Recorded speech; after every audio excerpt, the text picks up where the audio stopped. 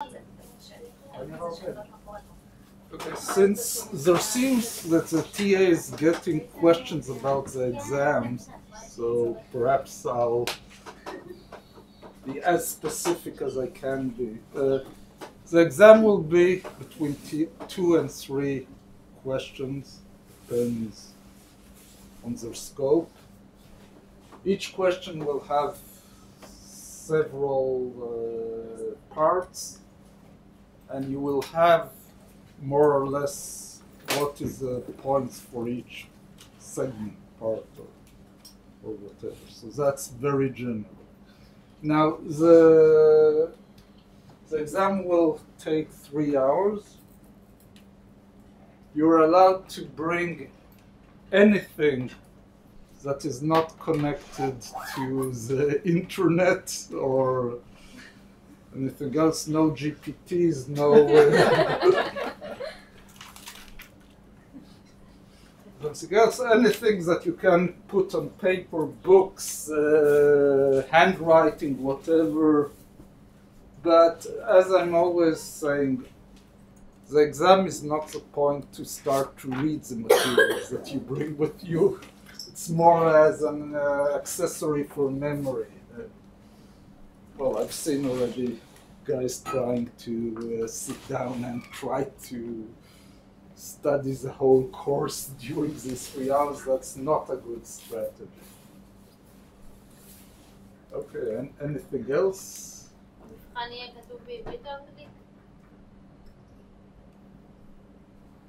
Someone objects to one of the 2 languages here.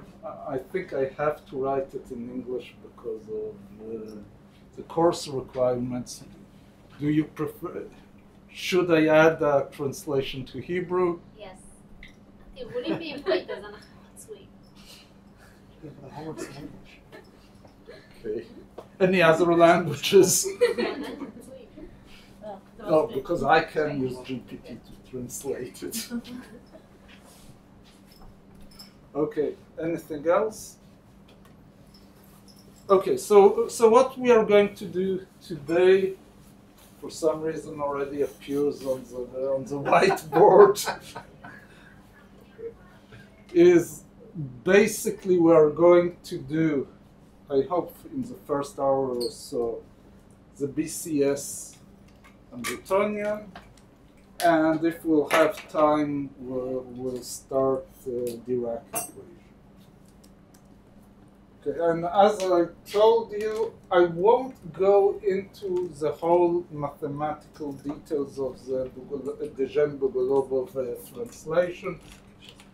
transformation, because basically you have already seen it, and at the end of the day, it's just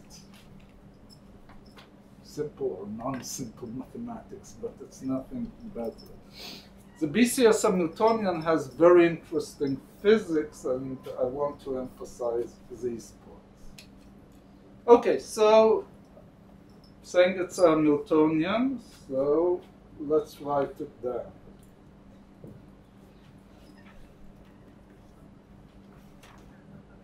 Can you give a little background about where it came from, what it's supposed to? Yes, I'll give some background where it came from. I didn't intend to, but I'll spend even a couple of minutes on giving the experiment, since it's already drawn here, giving the experimental background. Okay. 1906, a Dutch guy by the name of Kremmerling Ons saw that when he goes and takes metals and measures the resistance and lowers the temperature, at some temperature it seems that resistivity vanishes, or at least drops by a lot of orders of magnitude. Now, the big technological step there was actually creating a way to liquefy all kinds of gases and using them to cool down stuff. I don't think you can go here anywhere in the department without running into these dewars or these big bottles that hold liquefied gases. And the lower the temperature, the harder it becomes to liquefy nitrogen. Is relatively simple. To liquefy helium becomes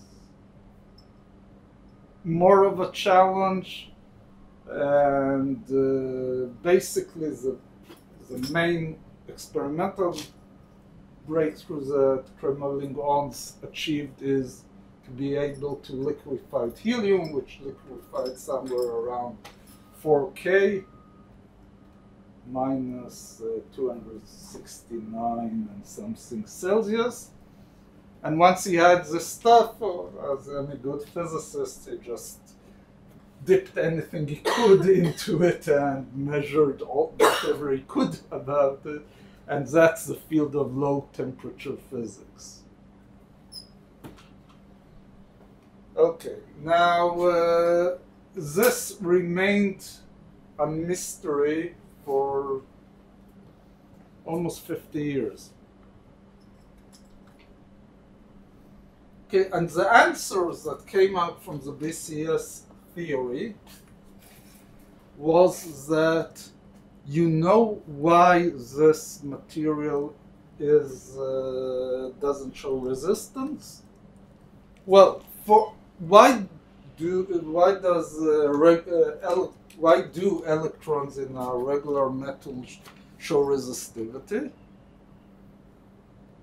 They can scatter from all kinds of things that happen in the metal. Depends on temperature. At higher temperature, mainly phonons, lattice vibrations. At lower temperatures, they scatter off other electrons. And there could be also scattering of impurities in the metal. And what is scattering at the end of the day?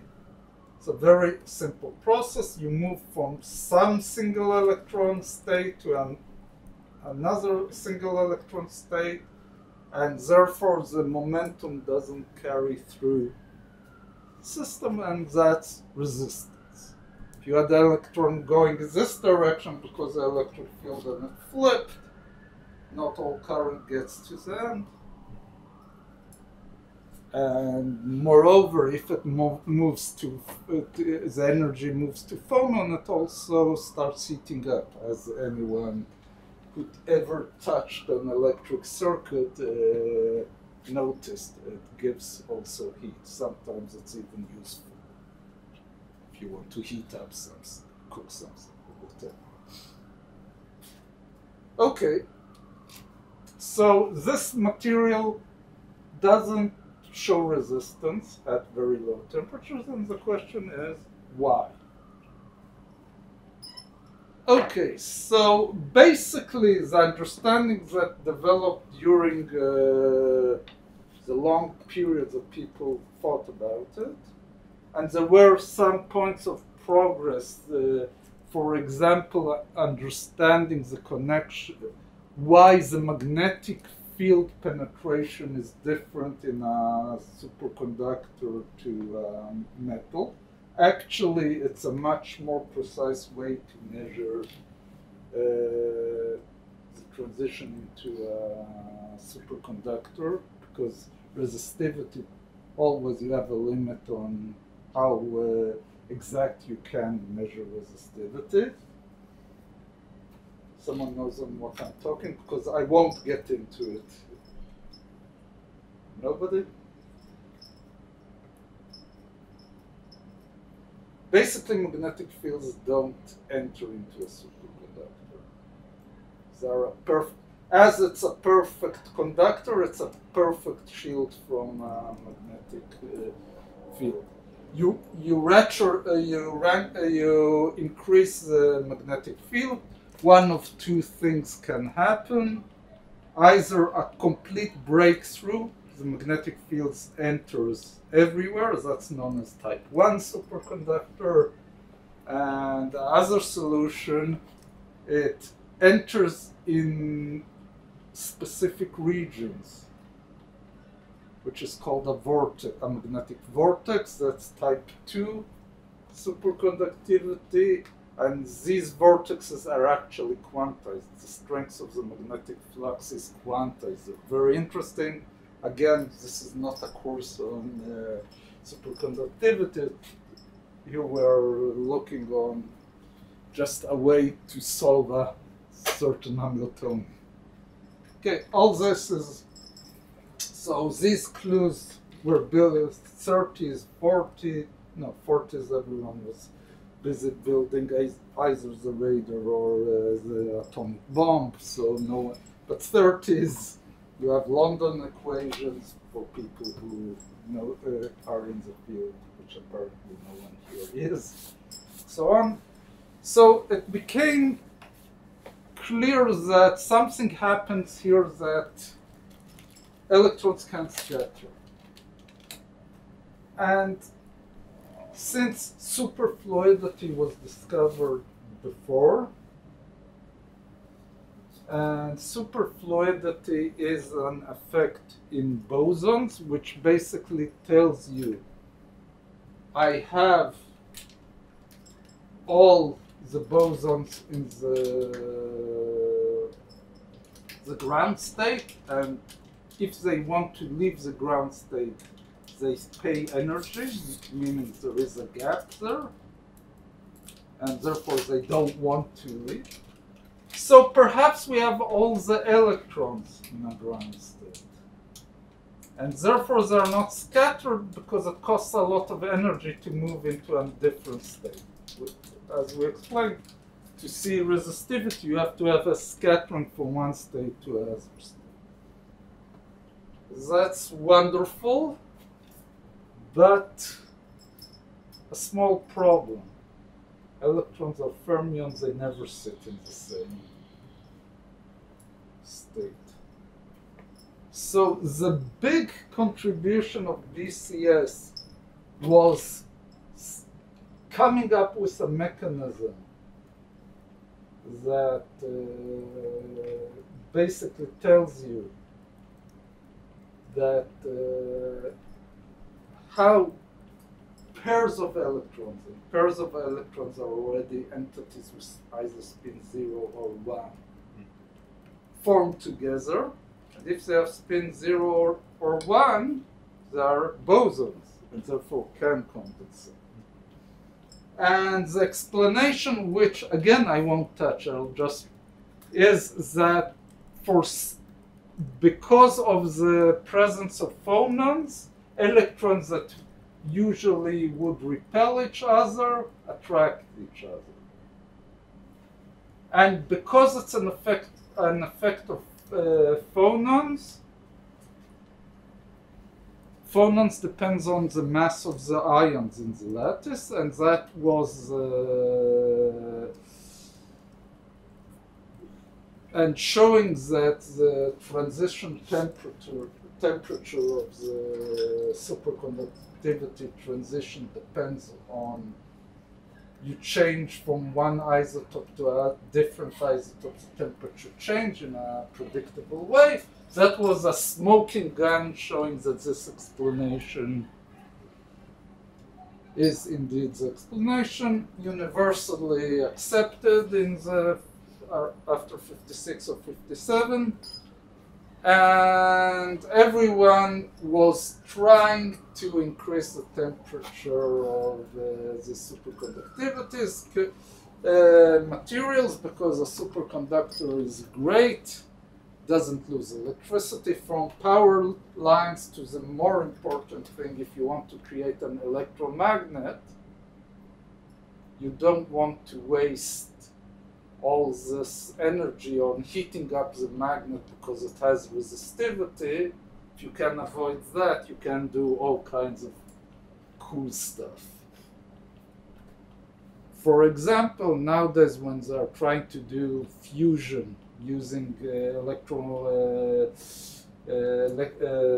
electromagnetic confinement, the big step is moving towards electromagnets that don't waste so much electricity. Okay, so and another step, so more or less people convince themselves based on BCS that 30 Kelvin is the top limit of the transition. 30 Kelvin is, you can achieve it with helium easily. Helium is 4K. You can't achieve it with nitrogen. Nitrogen is cheap. Helium is expensive, meaning it's a niche technology. You can't use it for real-world big applications. 1987, suddenly a family of strange materials showed a much higher temperature. A few years of argument, did we miss something in BCS or is it a new mechanism? The question, amazingly, is not solved till today. We do understand more or less that it's not a phonon-mediated mechanism. And we do understand that it's something of the type of some kind of bosons that are created there for pairs of electrons. What is the mechanism that connects these electrons? Why do they attract or repel? The most popular explanation is something to do with the magnetic structure of these materials. It has a lot of evidence, but not everything sits comfortably together, and therefore it's a promising direction, but no one can say that he's 100% sure that he understands the mechanism. Worst, once you don't understand the mechanism, your only way to find new materials is more or less trial and error. Trial and error sometimes moves you, but it's not a very satisfying way to move. And so nitrogen,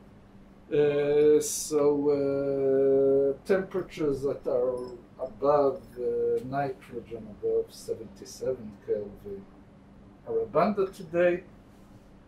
One, as in all technologies, it comes with a caveat. These materials, the strange materials that superconduct in these temperatures, are very bad metals. You can say, what do you care?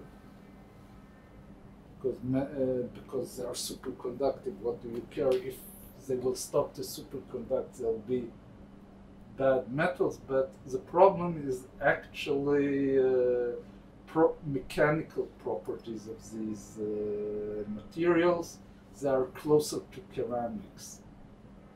And as anyone who tried to work with ceramics are wonderful if you want to tile your wall, but if you want to create a cable out of it, it's not very good. And as we know, any electrical application, basically you want to work with a cable. So it's that. So people came up with all kinds of ideas. One of them was to use a cable that's, let's say, some regular metal and sprinkle on it this ceramic material, so you don't care so much that you have breaks along the cable, as long as they're not too large, and you can do tunneling from one to other. But you see, it's a real technological challenge for these materials. Okay, so Until here, superconductivity, why it's important, why you don't use it at all.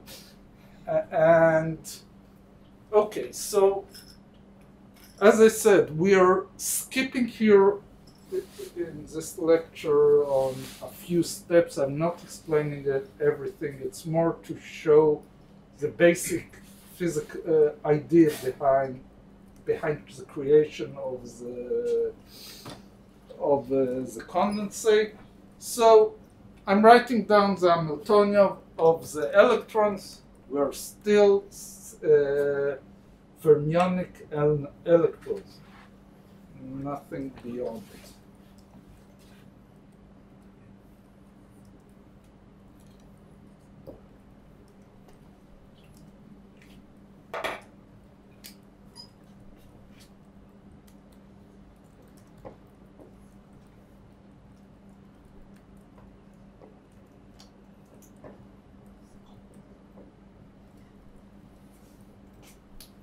This guy, you know, this is free electrons.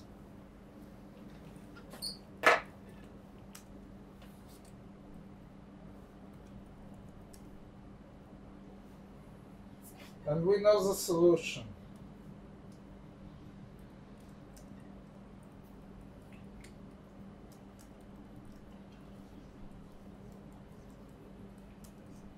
So it's a regular band.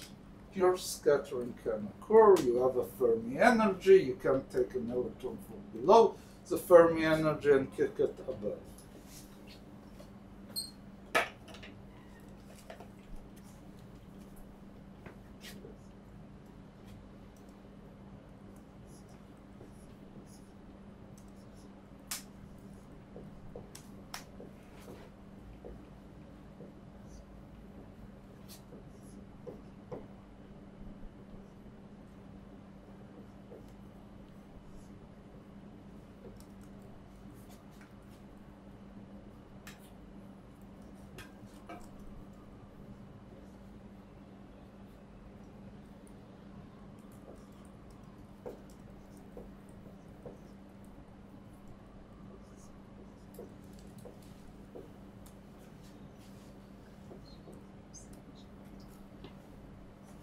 Okay, and after some deliberation, they added this interaction term, which is not the Coulomb interaction. What is the Q in the sum? It doesn't depend on Q, but you have to, if you remember, for the Coulomb, we have a summation on K, K prime, and Q. And for the Coulomb interaction, V depends strongly on Q. So let's stop a minute and see what are the interesting properties of this interaction. As I said, it comes out from incorporating phonons. And as I said, I'm not going into the derivation, but I want to try to understand what can I see out of it.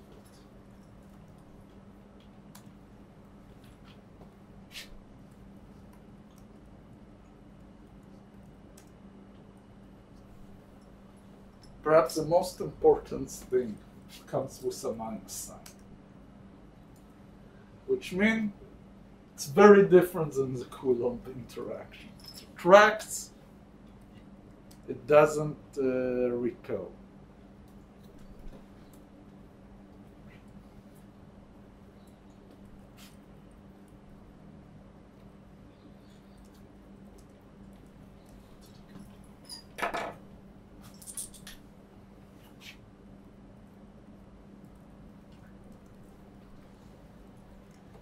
Basically, I take two electrons with opposite spins and opposite K. Now you can see why Q doesn't play a role here. Because if you remember the ways that we wrote down the Coulomb interaction, Q is the momentum transferred from one to the other. The total momentum here is 0, and the total momentum here is 0. We don't transfer any momentum here. And the total spin of what we annihilate and what we create is 0 also. It's known also as S equals 0 superconductivity. There's versions, as I told you, if the interaction mediating the attraction is antiferromagnetic, there is a possibility that you'll actually annihilate 2s down and create 2s up, but we're not. In classical BCS, is S equals 0. Okay. And this also tells me something. Usually, when okay, it's clearly that I annihilate a pair and create a pair. But when I'm saying a pair, it's not a pair in, you would think that if I want to create a boson, I have to have two close by electrons that are attracted to each other. This is not the situation here. I have two electrons that move in opposite momentum. They're not close to each other. The connection depends on the fact that they are actually moving far away from each other. So it's a pair in momentum space, not a pair in real space. Again, it comes out from the mechanism of the phonon coupling. Okay, we have here a Hamiltonian. We should solve it. Problem is,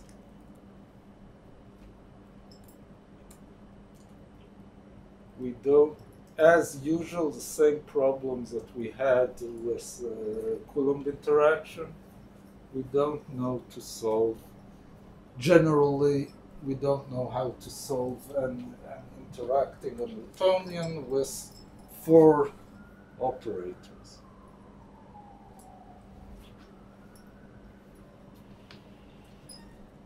So the solution was basically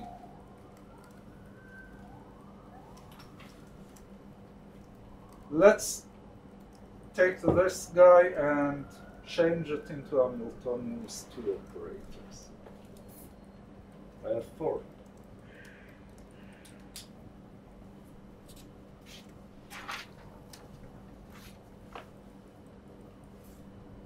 Take a pair of either annihilation or creation and assume something about it.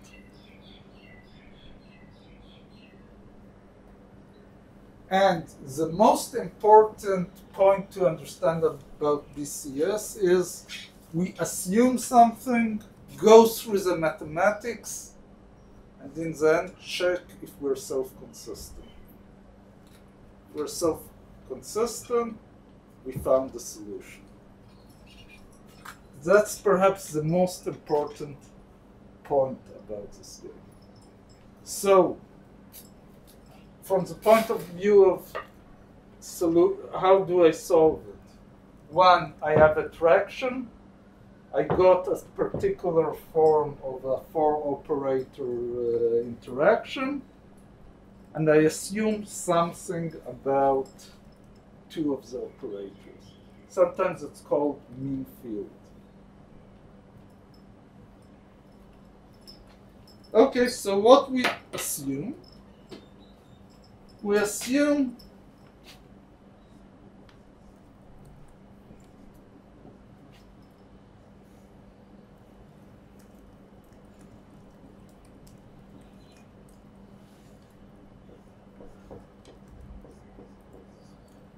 We have here a ground state. Let's assume someone supplied us with a ground state.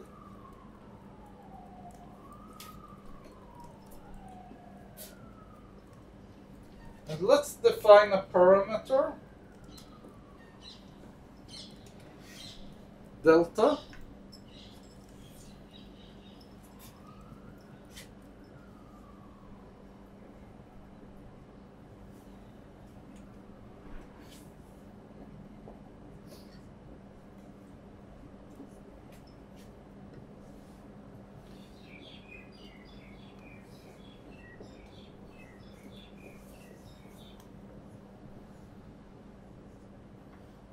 which is the sum of these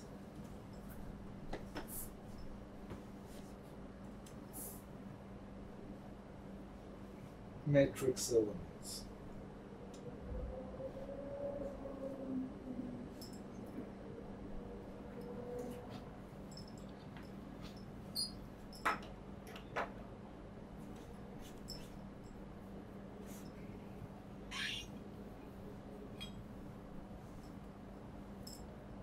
Called delta bar, same guy with the opposite.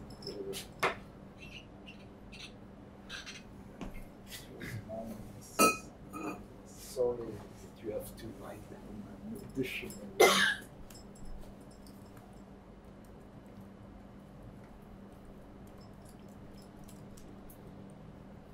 Now, this already tells me something.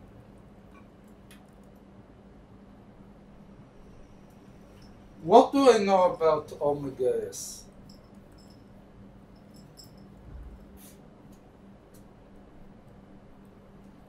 In order that delta won't be equal to 0. That Minus k, it's minus k, Sorry, the minus. you know Yeah, that one C is isn't plus. the creation or annihilation operator of this basis. Excuse me? You know that C isn't the creation or annihilation operator in the basis. Correct. But I'm asking about the physics of omega s. In order that delta won't be 0, if I assume that the ground state has a fixed number of electrons, what would be the result here?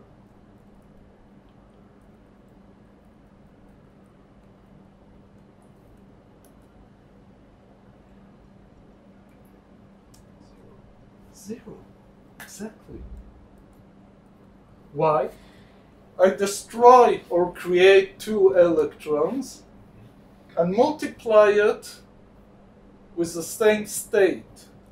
So if I created 2 additional electrons, it can't be same state unless the original ground state had the superposition of states with different number of electrons in it. If it has a superposition of states with different number of electrons, that's it could be a non-zero result. So what does it mean?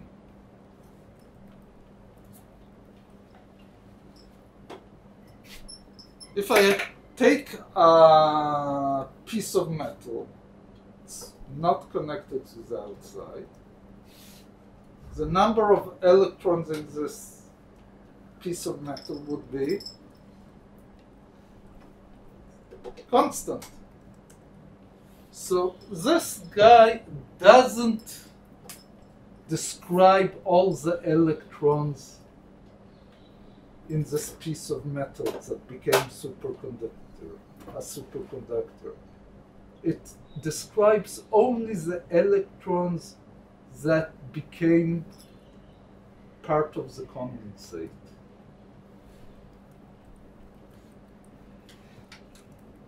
So I have a certain number of electrons in this piece of metal. Some of them join the condensate. Others remain just in a normal state. And that is extremely important in superconductivity.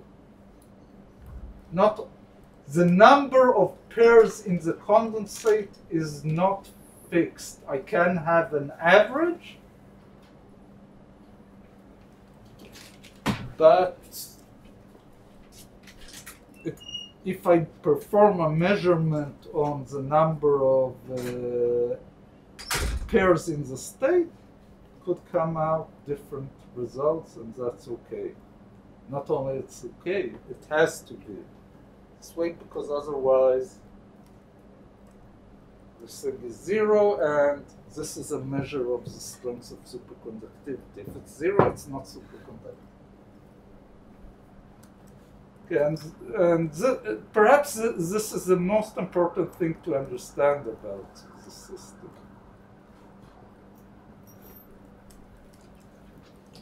Okay.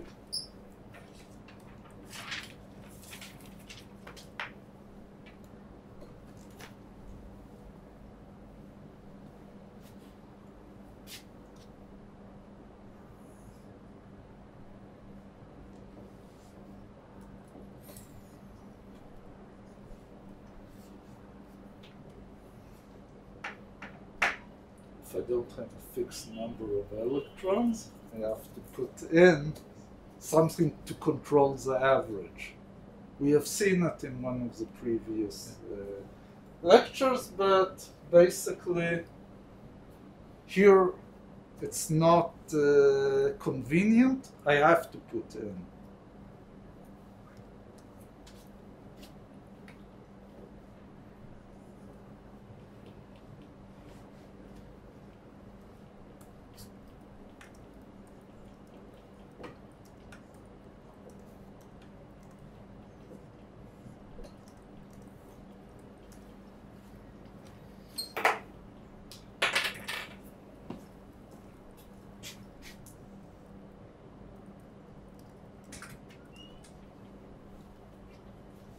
Instead of writing each time ek minus mu, it's customary to write xi or some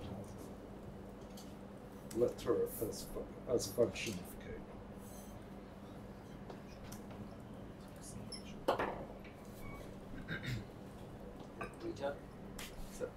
אז בעצם ההמילטוניאן הוא המילטוניאן רק על המצב של ריבוי? כל המילטוניאן? Exactly. We're writing that the BCS Hamiltonian is the Hamiltonian of the condensate. Regular electrons that don't take part in the condensate are not described. They're described just by this pattern that's there. אז מאיפה מגיע האפסילון פרמי? בעצם אם יש עיבוי? We'll discuss it towards the end. Here, all you understand is it's a parameter that will give you the average number of particles. It must be connected somehow to G, right? And that will be self-consistently treated short, not so shortly, once we get to it.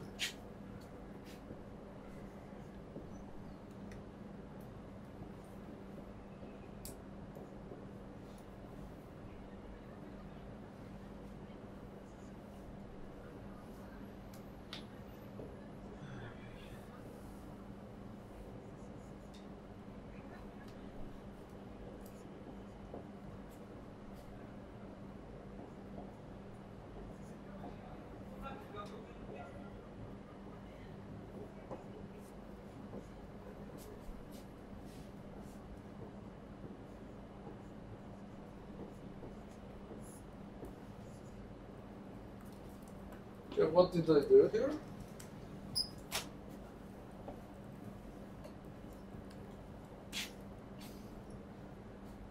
Sigma k now goes on everything here.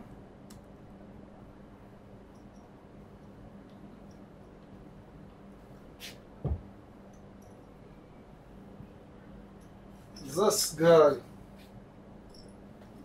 and the summation over k prime in this case, or k in this case,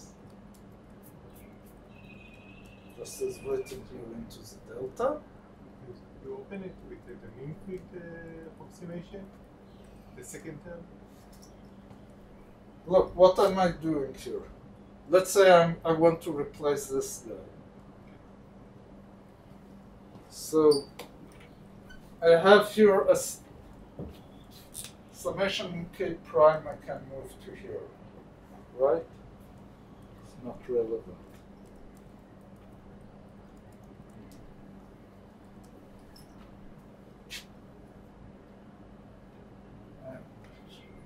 I wrote you it should be q equals 0 here. It doesn't transfer. Okay, so this guy times this guy is exactly what's written here.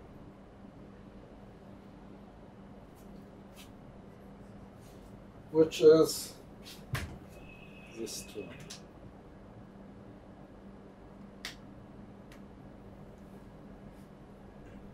Okay?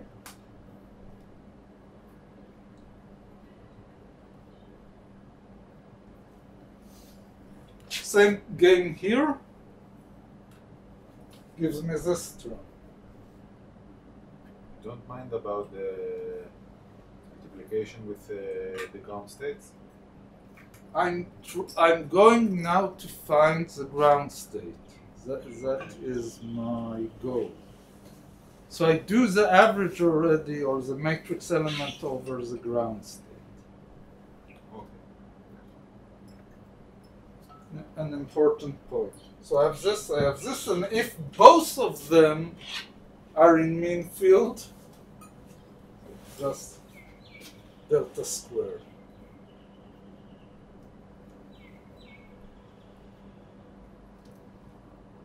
Okay?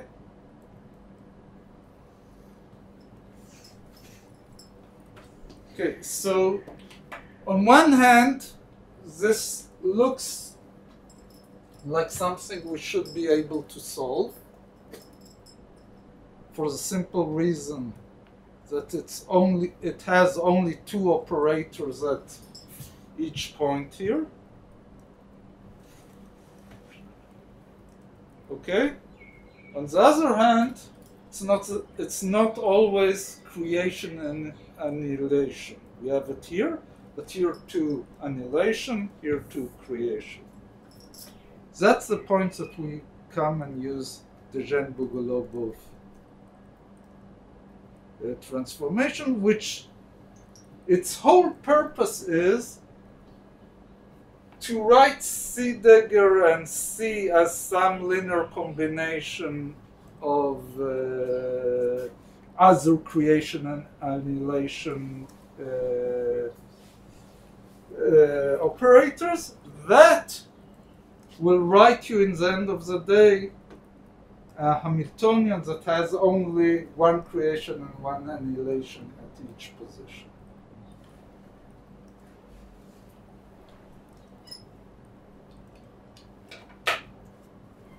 So how do you do it?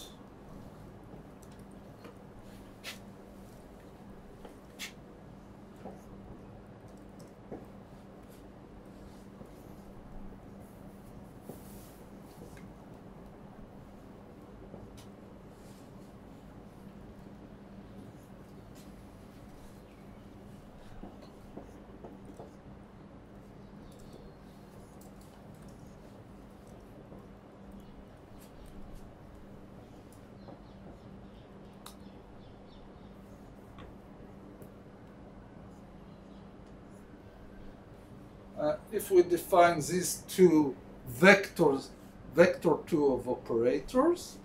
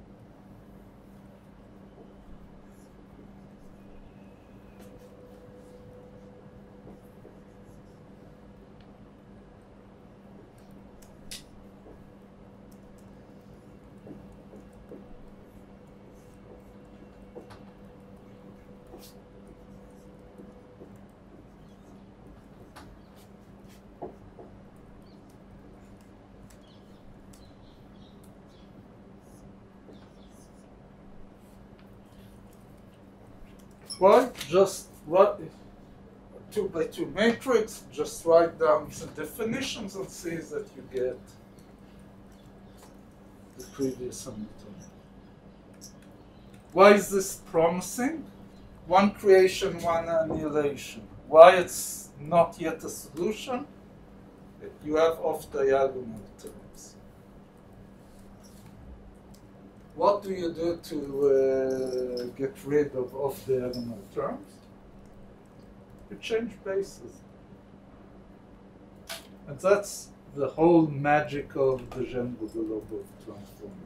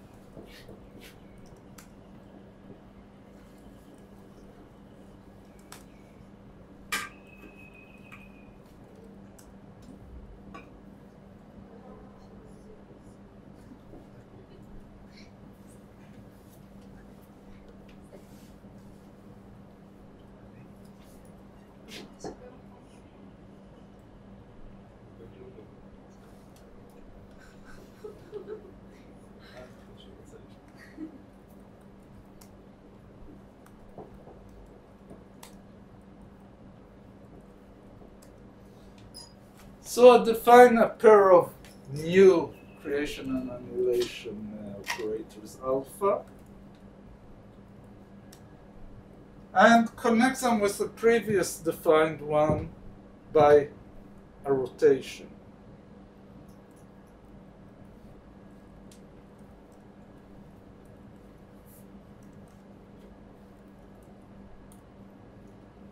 The rotation, as any two-dimensional rotation, is defined just by one angle. Therefore, all I need to solve is theta k. I put it into my mathematical grinding machine that you have seen in one of the previous tutorials, and come out with a solution to theta k. On what does it depend? On the parameters here, delta and xi.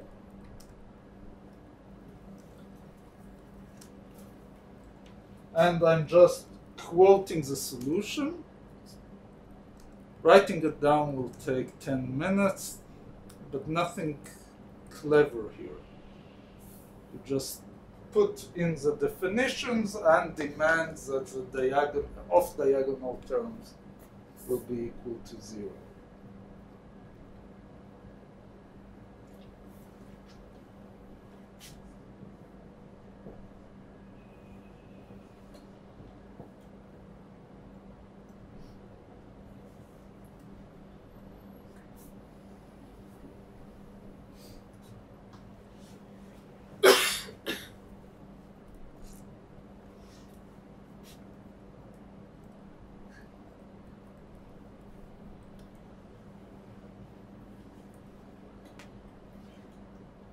And you can write it down also as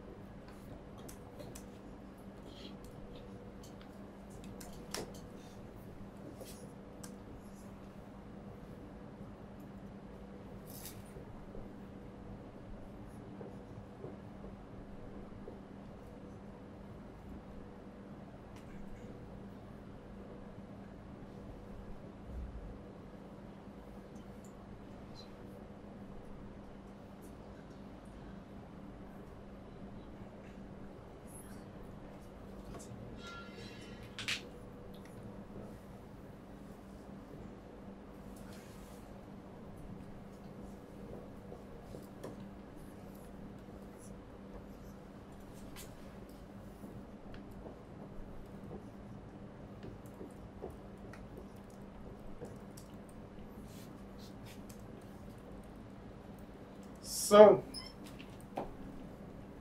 I've just written down the term here with alpha and alpha dagger, and of course the diagonal part remains, the off-diagonal part is 0. That was a condition for getting theta k. Okay, so now all I have to do is multiply the alphas and write down the Hamiltonian.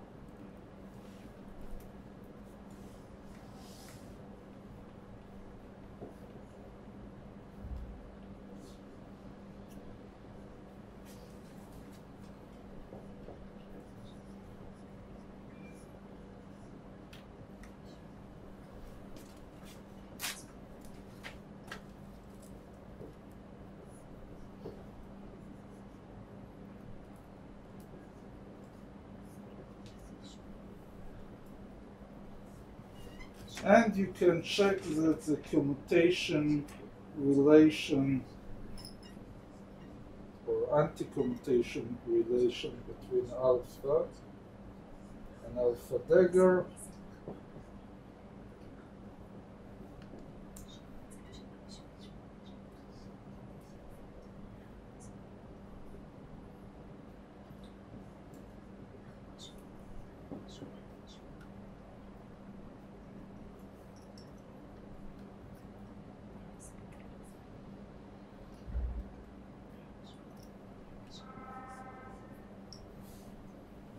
So these are completely kosher fermions. שאלה. Yeah. לא הבנתי למה מלכתחילה אמרת שזה המילטוניאן מינוס, כאילו, זה היה המילטוניאן שהתחלנו איתו, לא? כאילו, למה זה נכון? Once we understood, the question is, why do I have to put in here chemical potential? We started, okay, it's already erased, from defining this delta. We understood that delta must be equal to 0 if the number of electrons is defined, right? So we understand that the number of electrons in the condensate is a superposition of different numbers of electrons, right? How do I regulate a superposition of different number of electrons? The same way that in thermodynamics I regulate an ensemble where I can have a different number of particles in my ensemble. The grand canonical ensemble, which is by using the mu, the chemical potential. So here putting in mu is not convenience, it's a necessity. I can't think on other situations where for regular electrons I have to put in mu. The simplest example, which is actually the reason there is classical, not quantum mechanical like here, is that if I take my metallic sample and want to use it for a current experiment, measuring the current through it. What do I do when I measure current? Connected to the lead, a lead from the left, a lead from the right. meaning electrons can jump in and can jump out. Therefore, when I'm asking how many electrons are there in the metal when I'm transferring current through it, it's not a fixed number. The only way that a piece of metal can have a fixed number of electrons if it's disconnected. And if it's disconnected, my life is easy. I can tell you that the current is equal 0, no problems. But if I want to measure the current or the resistivity or conductance or all kinds of these questions, I have to connect it to an external battery and lead. For my purpose, it's something that supplies it with electrons and removes the electrons on the other side. Therefore, also there, I'll have to put in mu. So here it's because a condensate can have situations where a pair of electrons join the condensate or leave it. That's it. It's built in. You can't escape it. If you try to escape it, you kill the condensate. No superconductivity.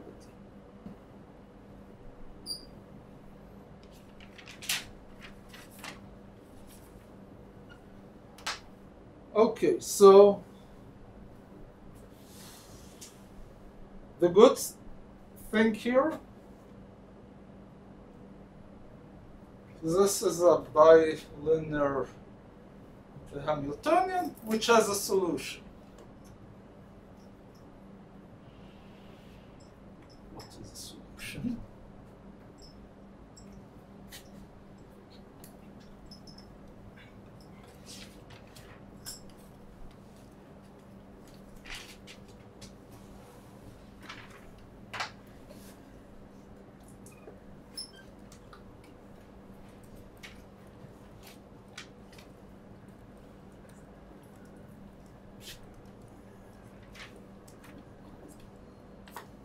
And this solution was actually picked up by BCS out of the solution for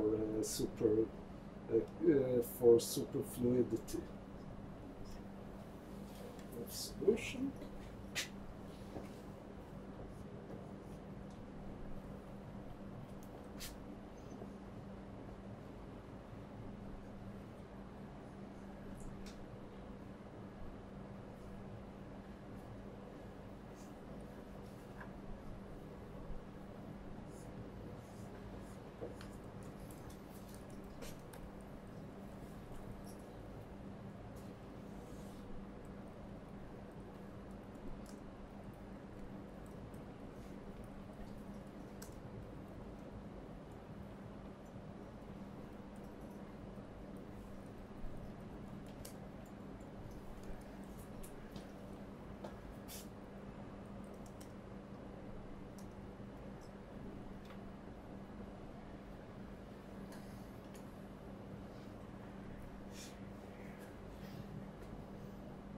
Now alpha is not very transparent, so I'll write it in terms of C,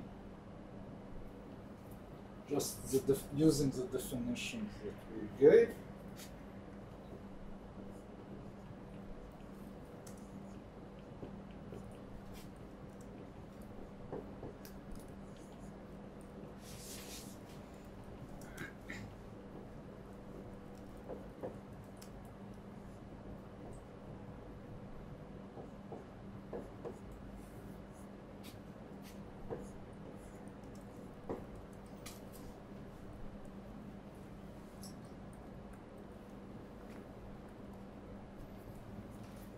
Just using the definitions that we had here.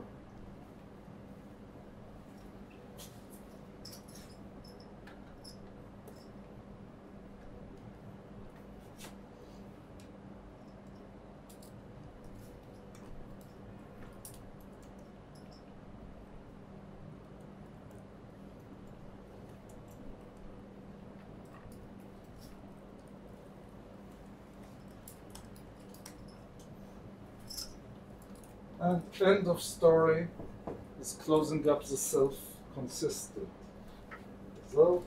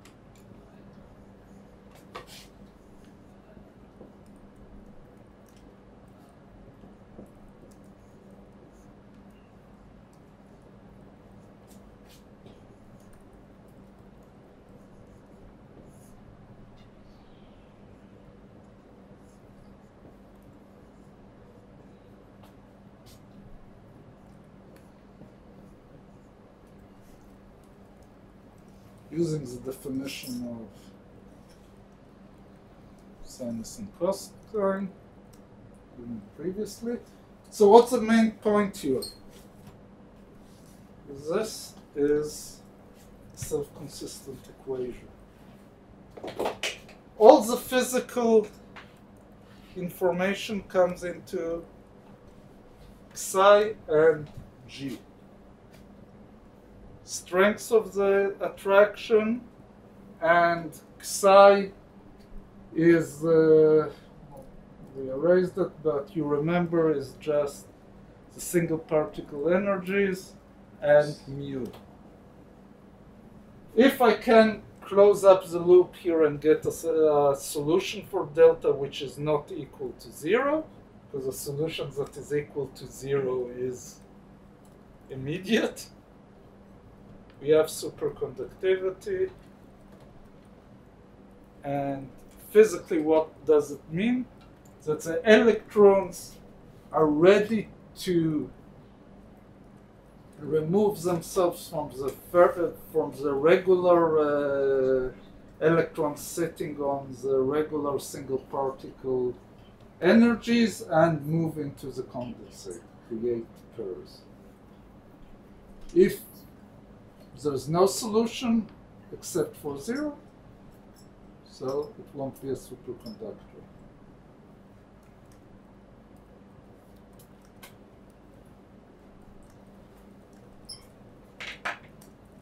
Okay, since we're getting close to the end of the year and I want to at least do Dirac and something beyond it, let's switch gears, although we have only 20 or 25 minutes to the end of the lecture, and completely change the subject and move to Dirac equation.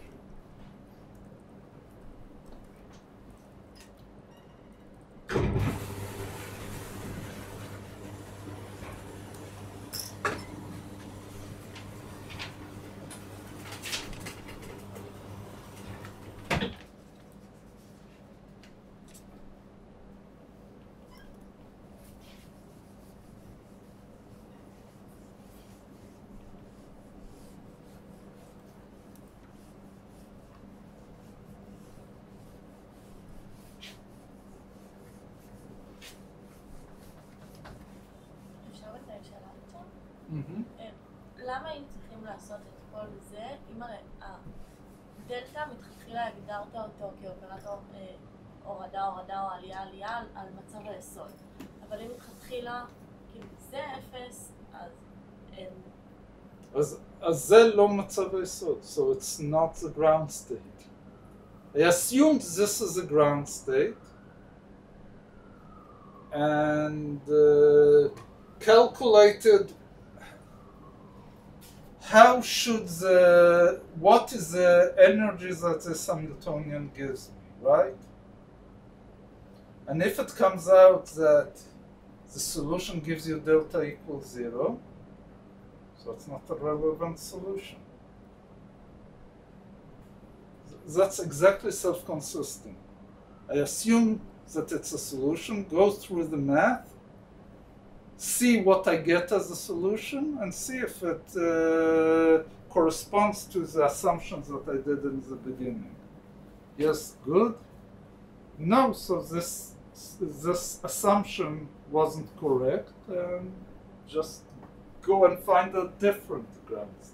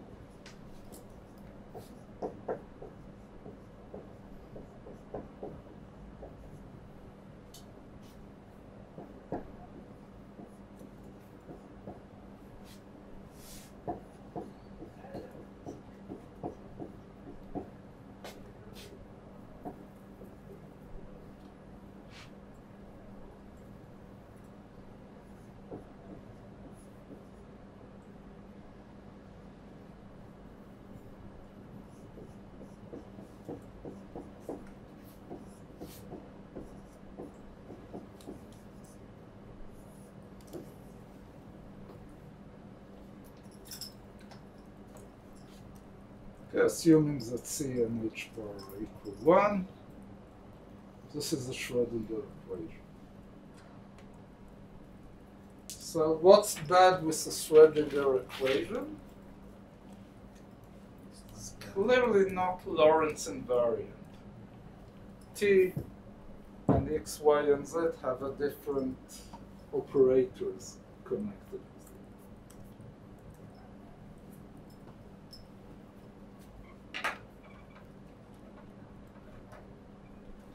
If we look what is the solution, the energy spectrum for a free particle,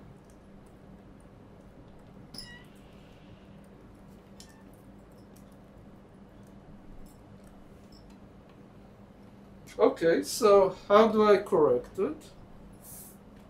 Well, Klein-Gordon actually suggested an equation that is relativistic before Schrödinger.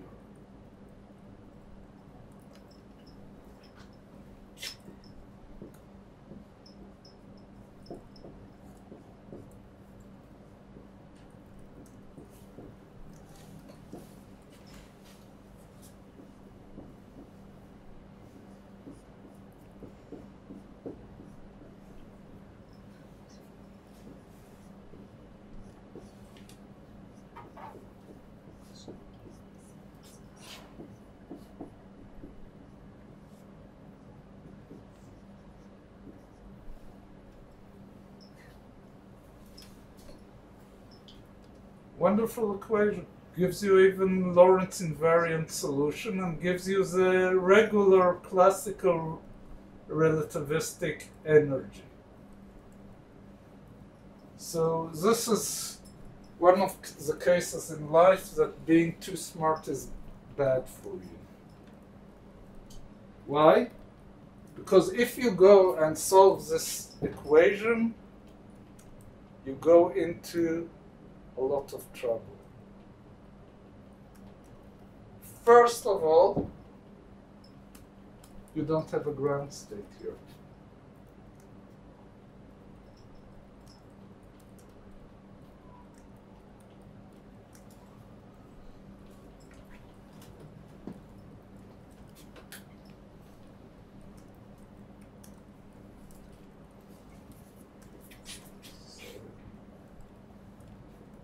You have two derivatives of t.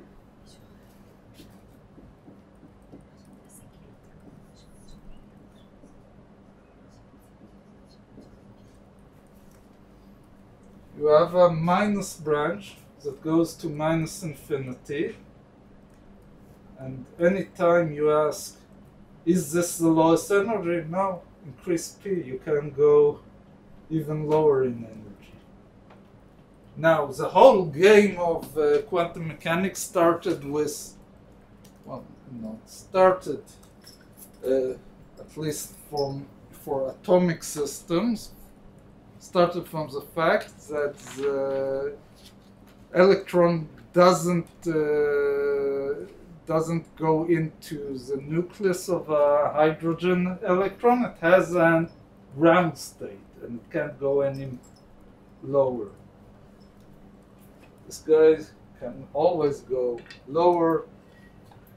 If you want to open a startup for infinite energy production, I suggest a system which behaves this way. You always can go to a lower energy and get energy out of the system. Probably a year ago, you would become a unicorn out of this idea. Okay. That's not the only problem. If I'll do the nether current and find out what is the density of the system,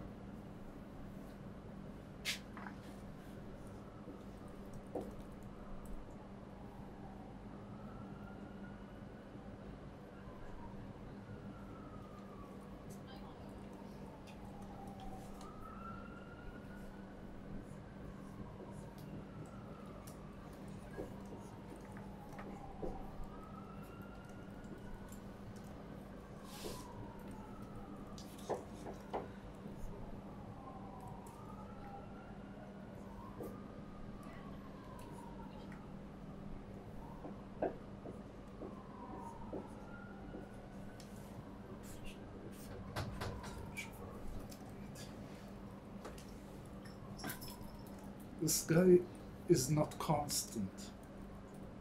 Particles can be created and disappear. I don't have the very cozy results that I have for the Schrödinger equation. That basically I know that the probability of finding the particle is 1 everywhere. Here's the probability is not conserved. Okay, so Klein and Gordon, when they saw this solution, said, well, we can't write down a wave equation to describe quantum mechanics. Schrödinger said, wait a minute, let's not jump too high. Let's first solve the non-relativistic case where everything behaves as should, and let's leave the relativistic solution for future time. Future time came within a couple of years by Dirac. And Dirac's idea was, look, guys, this is clearly the form of a relativistic wave equation. Schrödinger's can't be relativistic. No amount of fiddling with it will save. But why assume that psi is a scalar?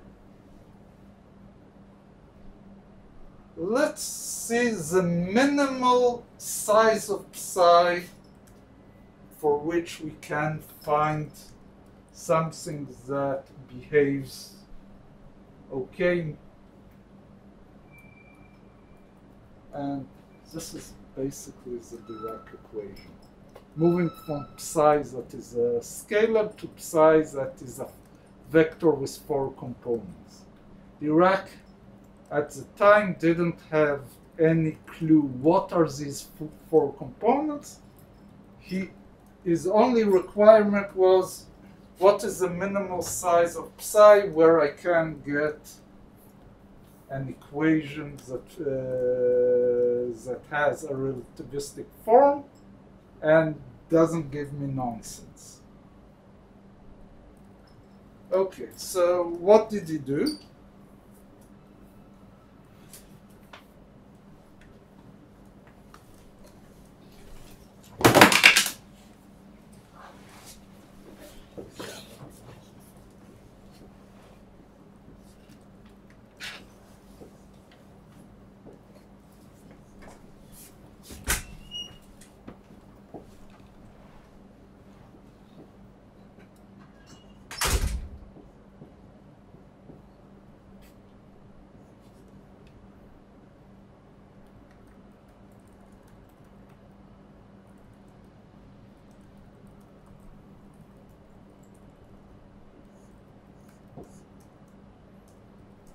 Okay, I said that it's for one step at a time. Now we have psi that is a 2 vector.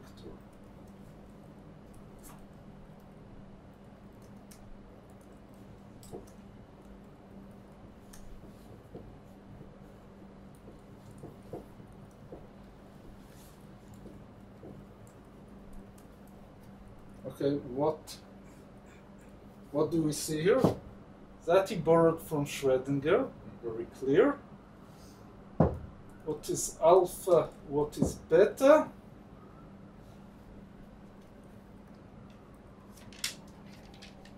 Well,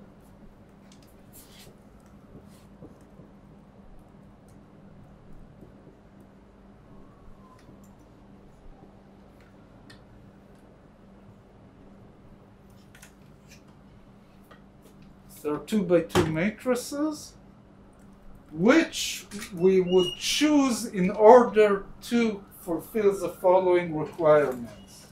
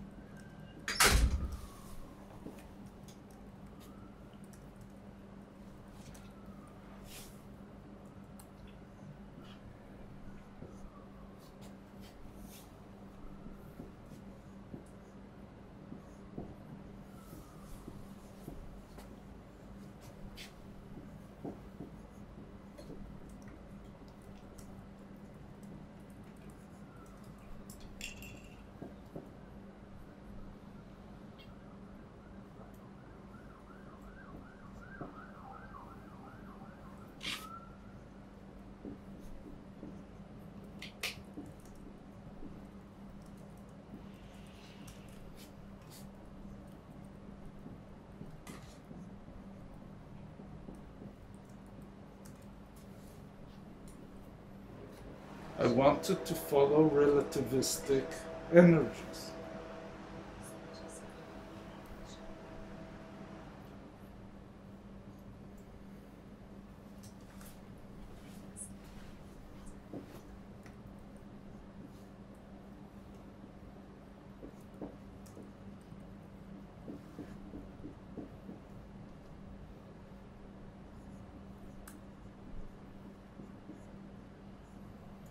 I wanted always to have a positive density, meaning probability could be normalized to 1.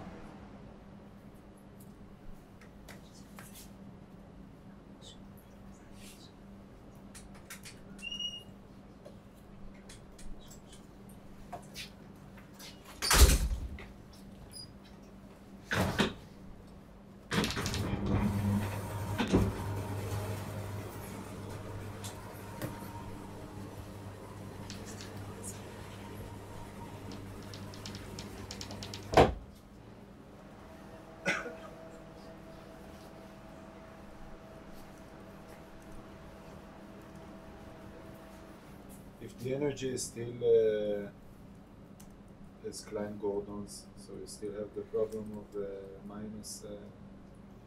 Yes, and here you'll get one of Dirac's most brilliant explanations to it, but we'll have to get there. As a joke that illustrates his solution is the following joke. Assume 3 people are going to fish. They fish all day, have a pile of fish. They camp, they go to sleep. Suddenly one of them wakes up, decides, I have to leave. Okay, I'll go to the pile, I'll take 1/3 of the number of fish and go away. Goes to the pile, counts the number of fish, finds out that he has to throw 1 fish in order that it will be divided by 3. So he throws out 1 of the fishes, takes his 1/3, goes away. The second one doesn't know that the first one left, wakes up, decides he has to go, takes 1/3. He's required to throw another fish, so it will be divided by 3, goes home. Same for the third. What is the minimal number of fishes that you can have in order that this story will be fulfilled? So Dirac's answer to it is -2. -2, throw a fish out, it's -3, take -1 fish, you're back to -2, and can continue. So it's a strange answer, but let's get to the point where we see from where it comes and what's his physical explanation to this theory.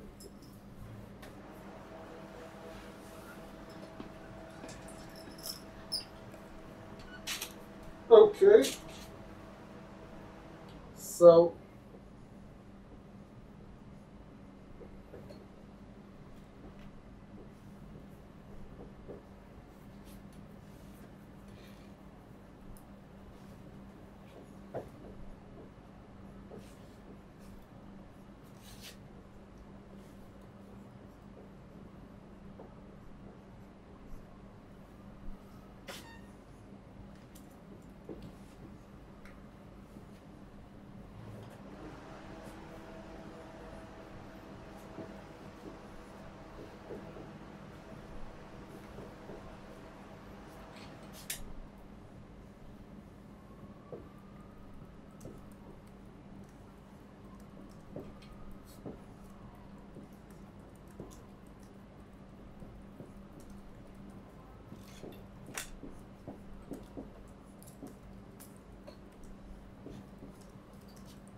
we'll say Y.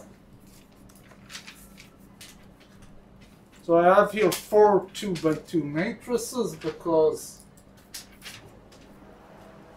X, Y, Z, that's a vector here. I have 3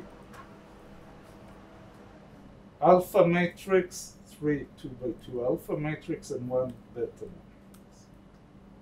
Okay, why is this true?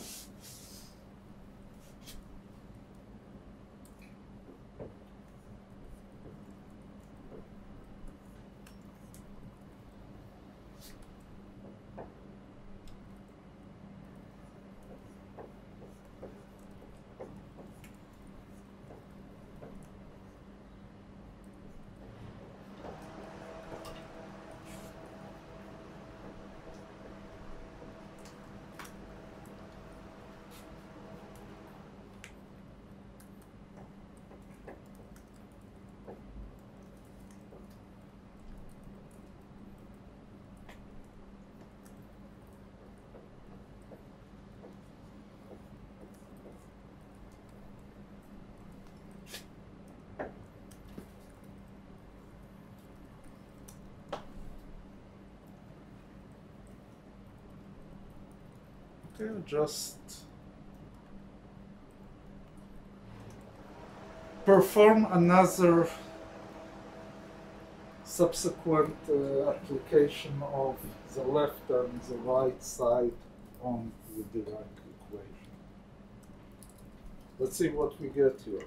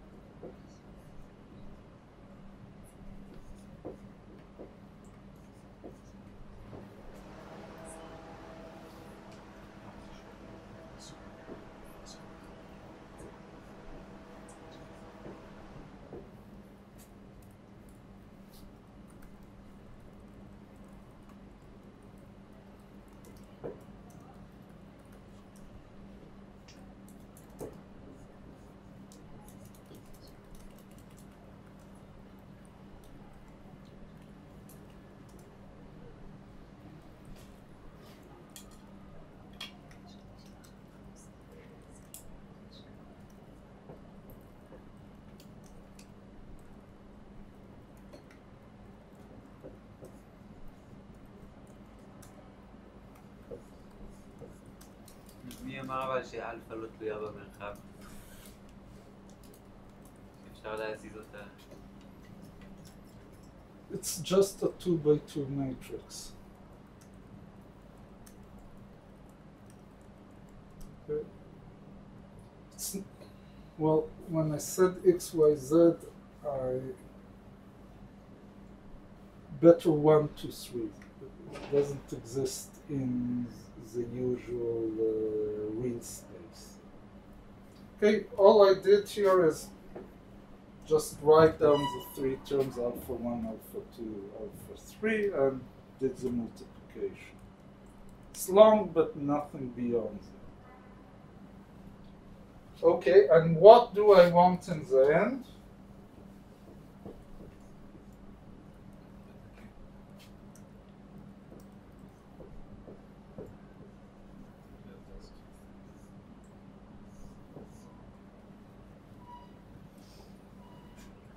I want the Klein-Gordon equation in the 2 components. And if you look on what's written here, these guys are responsible for killing out all the mixed terms.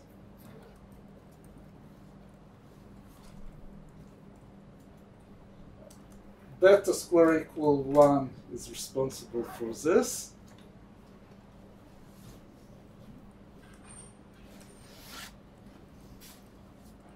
Alpha square for each one of them is responsible for this.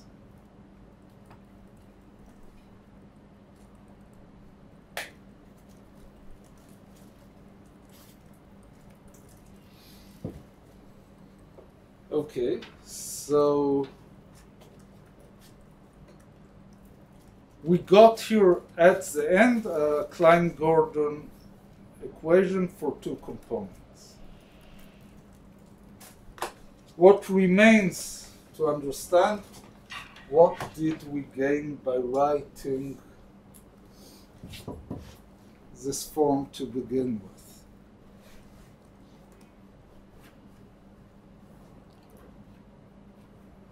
What happened to the minus sign?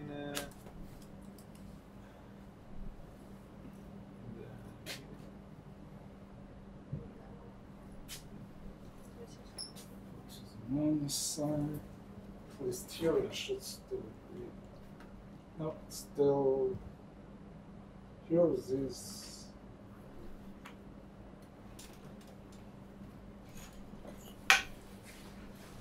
of course, is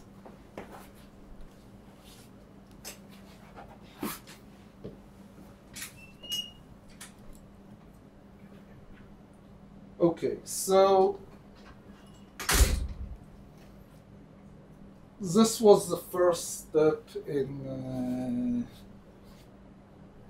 that Dirac performed. He moved from a scalar Klein-Gordon equation to a two-component Klein-Gordon equation.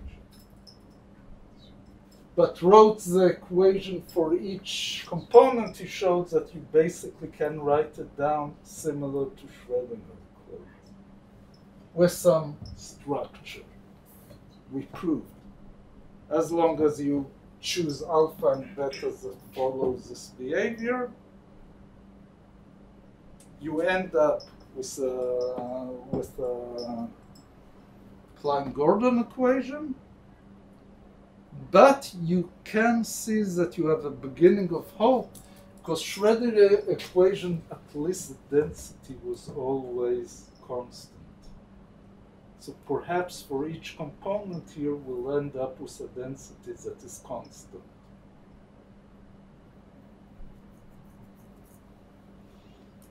So we'll see what is alpha 1, alpha 2, alpha 3, and beta, and shows that the density is constant here, and see where this leads us in the next lecture.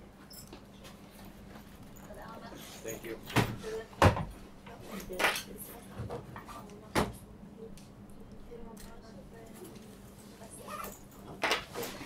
ככה יהיה לחץ, ככה מסתרף.